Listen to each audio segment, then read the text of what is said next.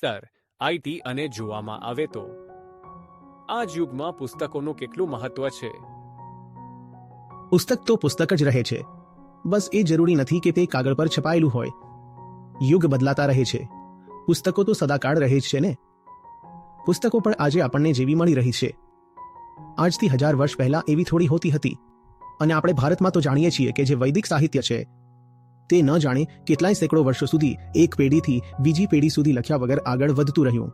તો તે જે તમે કાનથી સાંભળતા હતા અને તે જે મૌખિક પરંપરા હતી તે પણ એક પ્રકારનું પુસ્તક જ થઈ ગયું. તો એઆઈ, ટેકનોલોજી, આ બધું બસ સાધનોને બદલી શકે છે. આવશ્યક એ છે કે ધ્યેય સાચું હોય. એ વાત મહત્વની નથી કે તે પુસ્તક કાગળ પર છે કે ઈ બુક છે કે કિન્ડલ છે કે શું છે કે મોબાઈલની સ્ક્રીન છે કે બીજું કંઈક. તેનાથી ફરક નથી પડતો. ફરક તેનાથી પડે છે કે તે પુસ્તકમાં લખ્યું શું છે અને તમે કઈ દાનતથી તે પુસ્તક વાંચી રહ્યા છો. તે વધુ જરૂરી છે. સર, અત્યારે તમે આસામ આવ્યા હતા. અહીં બાળકો સાથે મુલાકાત થઈ. તેમની સાથેના એ અનુભવો વિશે તમારી શું લાગણી છે? બહુ સરસ રહ્યું. બહુ સુંદર પ્રદેશ છે.